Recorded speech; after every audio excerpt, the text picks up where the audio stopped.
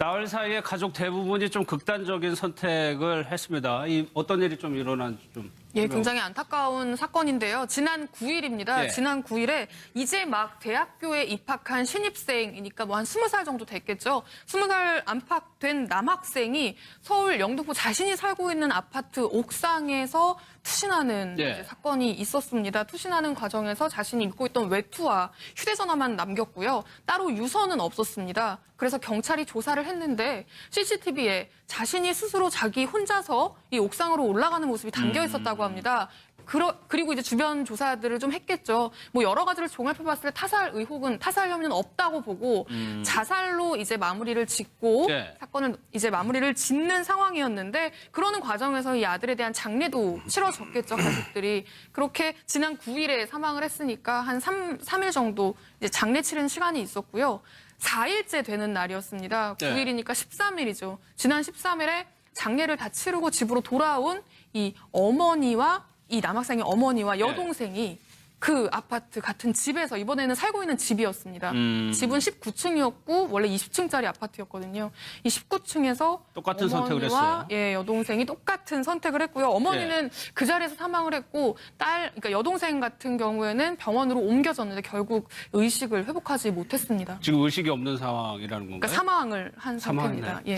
그렇다면 이게 왜 그랬을까? 최단배 변호사, 그러니까 주변에 지금 얘기만 들려옵니다. 보면은 집안에서는 큰 문제가 없었고 워낙 아들이 좋은 대학에 들어가서 분위기가 좋을 것 같은 집에서 일어난 일이란 말이에요. 예, 맞습니다. 이 아들 같은 경우에 올해 굉장한 명문대에 입학을 했어요. 예. 모든 학부모들과 모든 학생들이 가고 싶어하는 정도의 명문대에 입학을 했습니다. 그리고 명문대에 입학을 하고 나서 공식적인 일정이 신입생 환영이었는데 신입생 환영에도 참석했었고 학교 생활을 굉장히 적극적으로 하려는 의도도 보였고 학교에서도 지금 조사를 해봤더니 신입생 환영에서도 별다른 문제가 있지 않았다는 거예요. 예. 그렇기 때문에 이것은 그러면 학교에 들어가서 이제 변화가 그 학교에 들어가는 것밖에 없는데 그 학교에 들어가서의 문제는 아니라고 보이는 거죠. 거기에다가 예를 들자면은 그러니까 유족들도 그 이후에 유족들에게 이제 조사를 좀 했는데 유족들한테 얘기를 들어봤는데 예. 아들이 왜 죽었는지 모르겠다. 특별한 계기도 없었다 이렇게 진술을 했단 말이에요. 그리고 나서 말씀하신 것처럼 채 얼마 지나지 않아서 엄마와 여동생이 지금 또 똑같이 예. 극단적인 선택을 한 건데 그러니까 유족들의 입장에서는 엄마는 수년 동안 이제 개인 생활을 포기하면서 이 아들의 학업에 뒷바라지를 한 거예요. 많은 네. 엄마들이 그렇게 하지 않습니까? 그렇게 했기 때문에 아들을 보낸 이후에 굉장히 심적으로 힘들어하셨다는 거예요. 주변에 나는 아들을 따라가겠다 이러한 문자도 보냈다고 합니다. 거기에다가 여동생 같은 경우에도 어머니랑 오빠랑 굉장히 사이가 각별했다는 거예요. 그러니까 오빠가 사망을 하고 나서 엄마가 굉장히 우울증에 시달렸을 수밖에 없지 않겠습니까? 예. 그리고 엄마가 그런 것을 하면서 이제 극단적인 선택을 할 것 같은 것을 예를 들자면은 이제 딸에게 조금 상의를 하거나 아니면 힘세를 보였으니 그렇겠죠. 딸도 예. 이제 같이 함께 힘들어하면서 이런 극단적인 선택을 한 것이 아닌가라고 하는데 그렇다고 하더라도 이것이 예를 들면 기자님이 설명하신 것처럼 타살할 의혹이 없다거나 범죄 가능성이 없다고 하더라도 너무 짧은 시간 내에 일가족의 대부분이라고 할 수 있는 가족의 구성원이 극단적인 선택을 했기 때문에 예. 좀 굉장히 의아한 사건이라고 볼 수 있겠습니다. 이 부분에 대해서 아버지가 있습니다. 아버지. 이 부분은 경찰이 좀 수사를 하고 있는데 어떤 상황인지 얘기를 좀 한번 들어보겠습니다. 거기는 기억도 없을 것 같아요. 언제 받아야 될지도. 그래, 못 받을 수도 있어요, 그 상황은. 그 얘기는 들어봐야 되겠지만, 건력도 들어봐야 되겠지만, 지금 상황이 가족을 다 잃었잖아요. 그분이 범죄 피해자도 아니고, 관계적으로 받아야 되겠지만, 친구들 자체는 이제 천근이 친분이고, 일차 아들 사망했을 때는 유족진으로 이제 받았잖아요. 그 이후의 상황은 추이를 지켜봐야 되는데, 지금 현재까지 그런 상황이에요. 그런 것 같아요. 근데 유족들은 간접적으로 이제 이렇게 들을 수밖에 없고, 지금은 우리가 뭐 급하게 뭐 이렇게 막 해야 될 그런 상황도 아니고 어제 뭐 뛰어내려가지고 있는데 거기서 뭔 답변을 우리 살인 사건도 아니고 뭐 경력 사건이 아니잖아요. 현재 순찰 중에 이제 발견을 한 거죠. 뭔 일이 있을까 해서 가족들한테 이제 연락해서 인계해주고 이제 병원으로 간 상태죠. 거의 뭐 패닉 상태고 아무것도 뭘 하겠어요. 이래가지고 다 이렇고 짐작이 가죠. 뭐 경찰이 얘기한 대로 아버지는 뭐 참고인입니다. 뭐 조사를 한다 하더라도 근데 어떤 상황이라는 거예요? 그러니까 이 어머니와 딸이 예. 어머니와 여동생까지 투신을 하고 나서 경찰이 이제 남은 가족, 이 아버지의 행방을 찾았습니다. 그런데 아버지가 연락이 두절된 상태였거든요. 그러니까 이 투신한 게 13일인데 어제까지 이제 연락이 안 되고 있었던 거죠. 그리고 네. 어제 새벽 1시경에 그러니까 그제 밤이라고 하는 게 더 정확할 수도 있겠습니다. 어제 새벽 1시 거의 한 2시로 넘어가는 시점에 이제 경찰이 순찰을 돌고 있는 과정에서 집으로 귀가하는 아버지를 발견을 한 건데요. 예. 발견 당시에 아버지가 굉장히 이 상태가 좀 건강적으로도 그렇고 심리적으로도 그렇고 굉장히 불안한 상태였다고 그랬겠죠. 합니다. 충격을 많이 받았을 테니까. 굉장히 불안한 상태에서 경찰이 발견을 했고 발견한 즉시 그대로 혼자 두면 뭔가 일이 생길 수도 있겠다라고 판단을 해서 바로 이제 유족들한테 연락을 해서 인계를 했고요. 예. 병원으로 지금 이송을 한 상태입니다. 병원까지 간 상태인데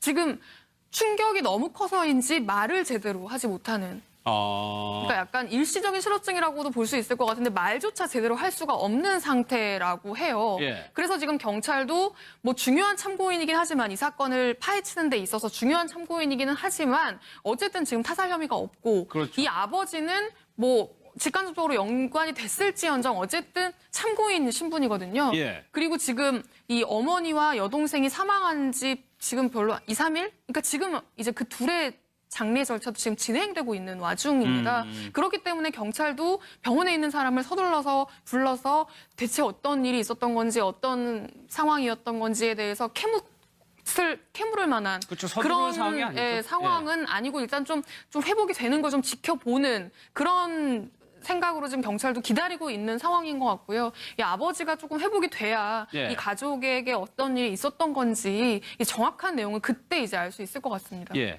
이번 사건에 대해서 저희가 배상훈 교수에게 좀 자문을 구해봤었는데 좀 어떻게 분석을 하고 있는지 얘기를 좀 직접 들어봤습니다.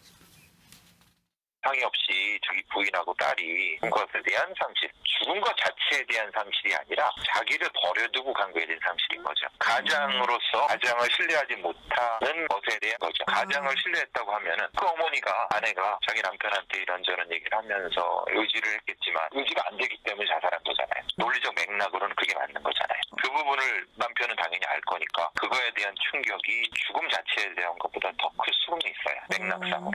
아버지가 아들이 충돌했다고 하면 어렸을 때는 혹시라도 자살이 가능하지만 대학생이 된 경우에 그때 죽었다는 건 그런 사례는 없는데 나가버리죠 그냥. 또 그냥 가출해버리잖아요. 성인이 되면 가출해내니까 합법적으로 나가 살죠. 최영 어떻게 보면 이 가족은 오히려 가족 간의 유대감이 더 컸던 것 같다는 생각도 들거든요. 그러게 말입니다. 일단 제일 먼저 사망한 아들의 친구 증언에 따르면은 예. 아버지와 아들이 크게 다퉜다. 그런 얘기를 아들에게서 들었다. 이런 증언이 있거든요. 그리고 이웃들의 증언에 따르더라도 최근에는 가족 간에 좀 다툼이 목소리가 흘러나왔다. 예. 이런 걸로 봤을 때는 아버지와 나머지 세 가족 간의 좀 이 관계가 원만하지 않았던 것 같다. 예. 그런데 이 나머지 세 가족은 굉장히 좀 비정상적으로 또 의존형 관계인 것 같다. 서로 간에. 예. 예. 그러니까 아들이 죽자마자 바로 장례 절차만 마치고 나서 저 어머니와 여동생이 따라 죽었거든요. 그런 걸로 봤을 때 아버지만 외톨이가 된 상태에서 나머지 세 가족이 정서적으로 비정상적인 의존 관계가 아니었는가. 예. 사실 그리고 방금 프로파일러 말씀이 있었지만은 대학에까지 들어갈 정도 되면은 아버지하고 싸우더라도 예. 가출을 하는 게 정상인데 자살을 선택한다는 것은 그 비정상적인 의존 관계 속에서 그 입시에 시달리던 그 압박감이 해방되는 순간에 뭔가 좀 그 선택이 잘못되지 않았나. 그래서 어떤 정신적인 문제도 같이 어우러지지 않았나 하는 추측은 해봅니다. 그러니까 이 아버지 입장을 생각하면 이 배상훈 교수 얘기처럼 죽음도 죽음이고 또 거기에 대해서 오는 뭔가 좀 괴리감? 이 가족과의 괴리감, 그 상실감이 또 있다는 거잖아요. 예, 그러니까 아들이 죽고 나서 아내와 딸까지 지금 다 세상을 떠난 상황이잖아요. 그러니까 그 죽음 자체도 굉장히 견디기가 힘든데 자기 혼자 남겨진 어떤 그런 상황에 대한 그리고 이 아내와 딸이 극단적인 선택을 할 때 자신에게 어떤 상의를 하지 않았고 예. 자신만 이렇게 혼자 남겨둔 채 그런 선택을 했다는 부분 그런 게 이제 아버지에게 더 큰 고통일 수 있다라는 이야기를 한 거고요. 죽음 자체도 굉장히 큰 문제지만 그래서 지금 예. 아버지도 실제로 굉장히 힘들어하고 있는 것 같고요. 이제 좀 회복하고 있는 단계라고 하니까 지금 이제 실업증 상태인데 이제 병원에서 이런 이야기도 나옵니다. 예. 이 치료를 받는 과정에서 이제 말이 안 되니까 이제 글로 의사를 필적으로? 서로 이제 주고받고 하는데 너무너무 괴롭다. 술을 마시고 싶다. 이런 내용을 적고 있다고 해요. 그러니까 그 고통이 지금 굉장히 클 것 같은데 예. 좀 잘 회복이 되는 그런 과정이 필요할 것 같습니다. 알겠습니다. 다음은요, 김은국 씨 사건으로 좀 넘어가겠습니다. 돼야 예. 이 가족에게 어떤 일이 있었던 건지 이 정확한 내용을 그때 이제 알 수 있을 것 같습니다. 예. 이번 사건에 대해서 저희가 배상훈 교수에게 좀 자문을 구해봤었는데 좀 어떻게 분석을 하고 있는지 얘기를 좀 직접 들어보겠습니다. 상의 없이 자기 부인하고 딸이 죽은 것에 대한 상실, 죽은 것 자체에 대한 상실이 아니라 자기를 버려두고 간 거에 대한 상실인 거죠. 가장으로서 가장을 신뢰하지 못하는 것에 대한 거죠. 가장을 신뢰했다고 하면은 그 어머니가, 아내가 자기 남편한테 이런저런 얘기를 하면서 의지를 했겠지만 의지가 안 되기 때문에 자살한 거잖아요. 논리적 맥락으로는 그게 맞는 거잖아요. 그 부분을 남편은 당연히 알 거니까 그거에 대한 충격이 죽음 자체에 대한 것보다 더 클 수는 있어요. 맥락상으로. 아버지가 아들이 충돌했다고 하면 어렸을 때는 혹시라도 자살이 가능하지만 대학생이 된 경우에 그때 죽었다는 건 그런 사례는 없는데 나가버리죠. 그냥 또 그냥 가출해버리잖아요. 성인이 되면 가출해내니까 합법적으로 나가 살죠. 최영 어떻게 보면 이 가족은 오히려 가족 간의 유대감이 더 컸던 것 같다는 생각도 들거든요. 그러게 말입니다. 일단 제일 먼저 사망한 아들의 친구 증언에 따르면은 예. 아버지와 아들이 크게 다퉜다. 그런 얘기를 아들에게서 들었다. 이런 증언이 있거든요. 그리고 이웃들의 증언에 따르더라도 최근에는 가족 간에 좀 다툼이 목소리가 흘러나왔다. 예. 이런 걸로 봤을 때는 아버지와 나머지 세 가족 간의 좀 이 관계가 원만하지 않았던 것 같다. 예. 그런데 이 나머지 세 가족은 굉장히 좀 비정상적으로 또 의존형 관계인 것 같다. 서로 간에. 그러니까 이 투신한 게 13일인데 어제까지 이제 연락이 안 되고 있었던 거죠. 그리고 네. 어제 새벽 1시경에 그러니까 그제 밤이라고 하는 게 더 정확할 수도 있겠습니다. 어제 새벽 1시 거의 한 2시로 넘어가는 시점에 이제 경찰이 순찰을 돌고 있는 과정에서 집으로 귀가하는 아버지를 발견을 한 건데요. 예. 발견 당시에 아버지가 굉장히 이 상태가 좀 건강적으로도 그렇고 심리적으로도 그렇고 굉장히 불안한 상태였다고 그랬겠죠. 합니다. 충격을 많이 받았을 테니까. 굉장히 불안한 상태에서 경찰이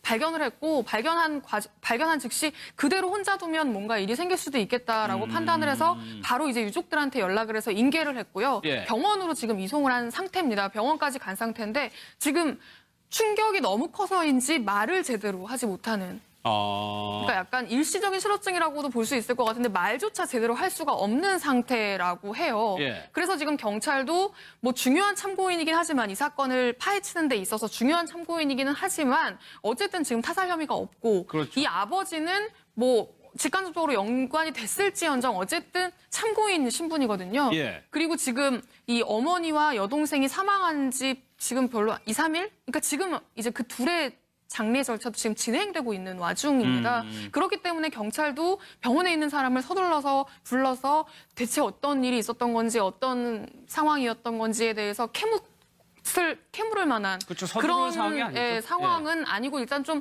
회복이 되는 걸 좀 지켜보는 그런 생각으로 지금 경찰도 기다리고 있는 상황인 것 같고요. 이 아버지가 조금 회복이 함께 힘들어하면서 이런 극단적인 선택을 한 것이 아닌가라고 하는데 그렇다고 하더라도 이것이 예를 들면 기자님이 설명하신 것처럼 타살할 의혹이 없다거나 범죄 가능성이 없다고 하더라도 너무 짧은 시간 내에 일가족의 대부분이라고 할 수 있는 가족의 구성원이 극단적인 선택을 했기 때문에 예. 좀 굉장히 의아한 사건이라고 볼 수 있겠습니다. 이 부분에 대해서 아버지가 있습니다. 아버지. 이 부분은 경찰이 좀 수사를 하고 있는데 어떤 상황인지 얘기를 좀 한번 들어보겠습니다. 거기는 기억도 없을 것 같아요. 언제 받아야 될지도. 그래, 못 받을 수도 있어요, 그 상황은. 그 얘기는 들어봐야 되겠지만, 간접적으로 들어봐야 되겠지만, 지금 상황이 가족을 다 잃었잖아요. 그분이 범죄 피해자도 아니고, 관계적으로 받아야 되겠지만, 진들 자체는 이제 참고인 신분이고, 일자들 간호했을 때는 유족진들은 이제 받았잖아요. 그 이후의 상황은 추이를 지켜봐야 되는데, 지금 현재까지 그런 상황이에요. 그런 것 같아요. 근데 유족들은 간접적으로 이제 이렇게 들을 수밖에 없고, 지금은 우리가 뭐 급하게 뭐 이렇게 막 해야 될 그런 상황도 아니고 어제 뭐 뛰어내려가지고 있는데 거기서 뭔 답변을 우리 살인 사건도 아니고 뭐 경력 사건이 아니잖아요. 현재 순찰 중에 이제 발견을 한 거죠. 뭔 일이 있을까 해서 가족들한테 이제 연락해서 인계를 해주고 이제 병원으로 간 상태죠. 거의 뭐 패닉 상태고 아무것도 뭘 하겠어요. 이래가지고 다 잃고 짐작이 가죠. 뭐 경찰이 얘기한 대로 아버지는 뭐 참고인입니다. 뭐 조사를 한다 하더라도 근데 어떤 상황이라는 거예요? 그러니까 이 어머니와 딸이 예. 어머니와 여동생까지 투신을 하고 나서 경찰이 이제 남은 가족, 이 아버지의 행방을 찾았습니다. 그런데 아버지가 연락이 두절된 상태였거든요. 나흘 사이에 가족 대부분이 좀 극단적인 선택을 했습니다. 어떤 일이 좀 일어난지 좀. 예, 굉장히 안타까운 사건인데요. 지난 9일입니다. 예. 지난 9일에 이제 막 대학교에 입학한 신입생이니까 뭐 한 20살 정도 됐겠죠. 20살 안팎된 남학생이 서울 영등포 자신이 살고 있는 아파트 옥상에서 투신하는 예. 이제 사건이 있었습니다. 투신하는 과정에서 자신이 입고 있던 외투와 휴대전화만 남겼고요. 따로 유서는 없었습니다. 그래서 경찰이 조사를 했는데 CCTV에 자신이 스스로 자기 혼자서 이 옥상으로 올라가는 모습이 담겨 있었다고 합니다. 그리고 이제 주변 조사들을 좀 했겠죠. 뭐 여러 가지를 종합해봤을 때 타살 혐의는 없다고 보고 자살로 이제 마무리를 짓고 네. 사건을 이제 마무리를 짓는 상황이었는데 그러는 과정에서 이 아들에 대한 장례도 치러졌겠죠, 가족들이. 그렇게 지난 9일에 사망을 했으니까 한 3일 정도 이제 장례 치른 시간이 있었고요. 4일째 되는 날이었습니다. 네. 9일이니까 13일이죠. 지난 13일에 장례를 다 치르고 집으로 돌아온 이 남학생의 어머니와 여동생이 그 아파트 같은 집에서 이번에는 살고 있는 집이었습니다. 집은 19층이었고 원래 20층짜리 아파트였거든요. 이 19층에서 똑같은 선택을 했어요. 예, 여동생이 똑같은 선택을 했고요. 어머니는 그 자리에서 사망을 했고 그러니까 여동생 같은 경우에는 병원으로 옮겨졌는데 결국 의식을 회복하지 못했습니다. 지금 의식이 없는 상황이라는 건가요? 그러니까 사망을 한 상태입니다. 사망했나요? 예.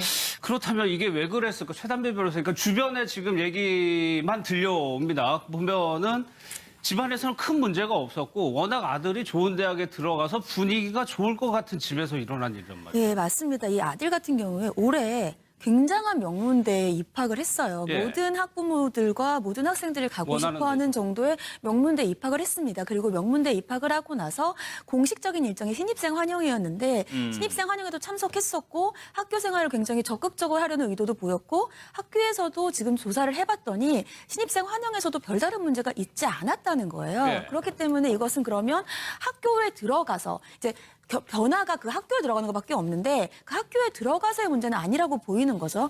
거기에다가 예를 들자면은 그러니까 유족들도 그 이후에 유족들에게 이제 조사를 좀 했는데 유족들한테 얘기를 들어봤는데 예. 아들이 왜 죽었는지 모르겠다. 그리고 특별한 계기도 없었다 이렇게 진술을 했단 말이에요. 그리고 나서 말씀하신 것처럼 채 얼마 지나지 않아서 엄마와 여동생이 지금 또 똑같이 예. 극단적인 선택을 한 건데 그러니까 유족들의 입장에서는 엄마는 수년 동안 이제 개인 생활을 포기하면서 이 아들의 학업에 뒷바라지를 한 거예요. 많은 네. 엄마들이 그렇게 하지 않습니까? 그렇게 했기 때문에 아들을 보낸 이후에 굉장히 심적으로 힘들어하셨다는 거예요. 그래서 주변에 나는 아들을 따라가겠다 이런 문자도 보냈다고 합니다.